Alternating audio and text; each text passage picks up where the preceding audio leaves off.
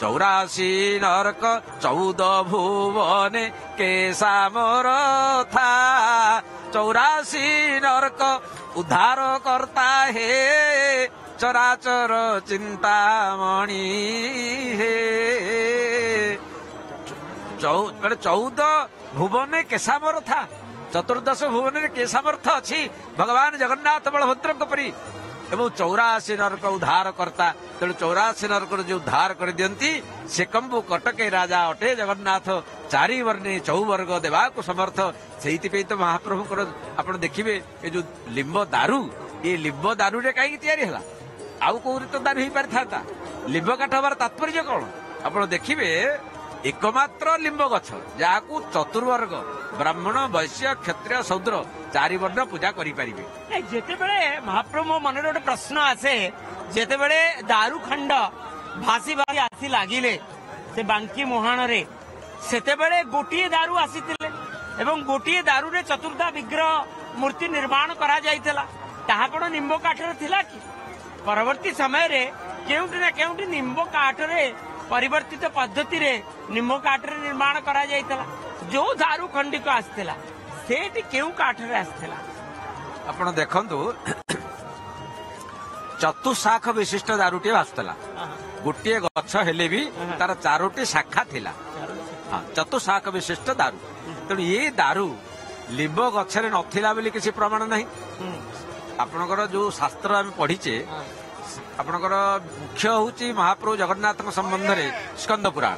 उत्कल खंड लिखाई तेणु उत्कल खंड जो वर्णना अच्छी से लिंब दारू बोली जदियो डायरेक्ट लेखा ही नहीं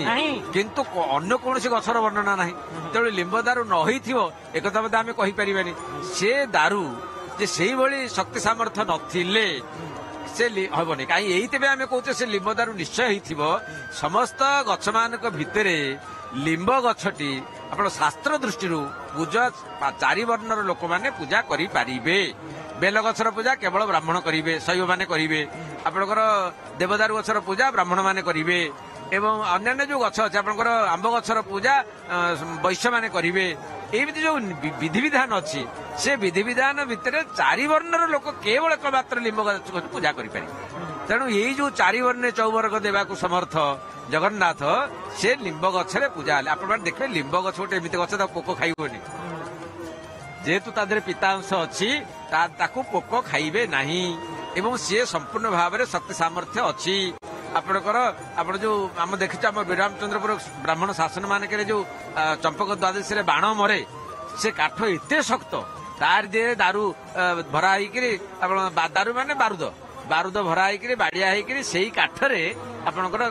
काठ चक्र तैयारी हुए एवं सेइतिपाई तो नवकलवर यात्रा समय दैतापति विश्वावसु सेवक माने यात्रा करिथांती निंब गछ चयन करिया पाई जो निंब गछरे महाप्रभु चतुर्धा विग्रहंकर मूर्ति निर्माण होईची आज जो महाप्रभु विराजमान होईचंती देवस्नान मंडप रे जो कि जहाँ की मंचा स्नान जोटे कि कपिलेन्द्र देवंक समय रे देवस्नान मंडप निर्मित होइतला महाराज आपण देखिए देवस्नान मंडप पछरे तैयारी कारण ये यात्रा को मंचा स्नान रथवर गति सायने चायने दियो बोली वर्णना होईची मंचा उपरे महाप्रभु को स्नान कराउतला मंचटी तैयारी होतला मंच उपरे स्नान होतला तेणु जेते बेले एमिति गोटे समय आसीची ऐतिहासिक मतरे जेते बेले महाप्रभु तो महामेरु तेणु महाप्रभु को ओजन बा ताकू संभाळिबा किए संभाळि पाइबो ये मंचर शक्ति सामर्थ्य अच्छे से संभाळिबो तेणु महाप्रभुଙ୍କର मंच भांगीगला तेणु महाप्रभु जो मंच भांगीगला ऐतिहासिक मान मतरे ये पछरे आपणकर ये स्नान मंडप तैयारी हला कपिलेन्द्र देव समय रे एठी विभिन्न विचार करा जाइकरी आपणकर उत्तर पूर्व कोण रे आनंद बाजार भितर महाप्रभुଙ୍କର ये ऐशान्य कोण रे महाप्रभुଙ୍କର दिव्य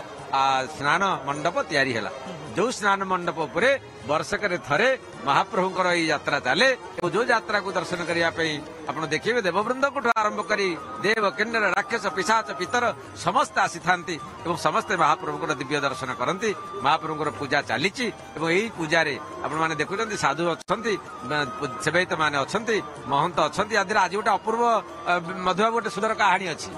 ଆପଣଙ୍କର ଯେତେବେଳେ ଭୋଗ ଲାଗି ସାରିବ ନା ସ୍ନାନ ସରିଯିବ ଏ ସ୍ନାନ ସରିଲା ପରେ ଗୋଟେ ମହନ୍ତ ଶାଢୀ ବନ୍ଧା ହବ। ହଁ ମହନ୍ତ ଶାଢୀ। ଯେତେବେଳେ ମହନ୍ତ ଶାଢୀ ବନ୍ଧା ହବ ମାନେ ରାଘବ ମାସ ମଠର ମହନ୍ତଙ୍କର ଶାଢୀ ବନ୍ଧା ହବ।